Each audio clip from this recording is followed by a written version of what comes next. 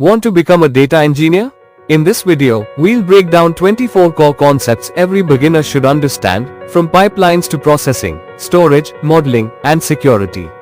Let's get started. ETL vs ELT. ETL means extract, transform, load.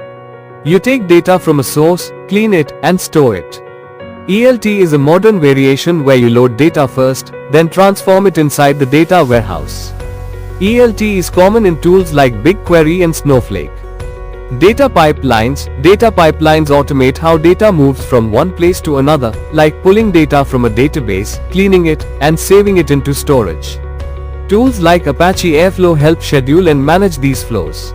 Batch vs stream processing. Batch processing works in fixed intervals, like hourly reports. Stream processing handles real-time data, like user clicks, events, or app logs, as they happen. Tools like Kafka and Flink help with streaming. Data lake vs warehouse. A data lake stores all kinds of raw data, structured or unstructured. A warehouse, on the other hand, stores clean, structured data ready for analysis. Delta Lake combines both, adding version control and reliability. Metadata management. Metadata is information about your data, like who owns it, when it was last updated, or what type it is. Managing metadata helps keep things organized and discoverable.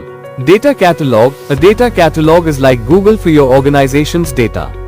It lets teams search for, explore, and understand the datasets available, reducing duplication and confusion.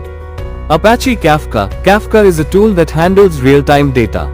It lets apps send and receive messages instantly, like payment updates, app logs, or order tracking, at massive scale.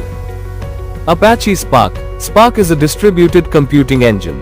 It can clean, transform, and process huge datasets across many servers, much faster than traditional tools. Data lineage. Data lineage tracks where data came from, what changed along the way, and where it went. It's critical for debugging, compliance, and understanding complex flows. Slowly changing dimensions. SCD techniques help track changes in data over time. For example, keeping a history of a customer's address updates, instead of overwriting the old one. SQL. SQL is the standard language for working with structured data. You use it to retrieve, filter, join, and analyze tables, and it's essential for all data roles. Partitioning. Partitioning splits big datasets into smaller parts, like by date or region, so queries run faster and more efficiently. Data modeling. Modeling defines how data is structured in a warehouse. The star schema is simple and fast.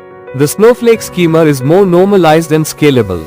Change data capture. CDC tracks only what's changed in your data since the last update. It helps keep systems in sync without reloading everything. RDBMS vs NoSQL. RDBMS like MySQL or PostgreSQL store structured data. NoSQL databases like MongoDB handle flexible or semi-structured data, like JSON or documents. Data lineage. Revisiting lineage. It's especially useful in large organizations for tracing how data flows across systems and for audit trails. Observability. Observability means knowing what's going on in your pipelines. You monitor them using logs, metrics, and alerts to catch problems early.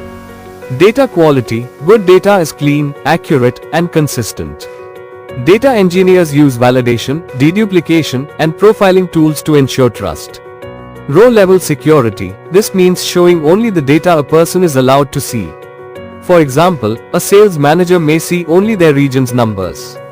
CI/CD for data. CI/CD automates testing and deployment of data workflows.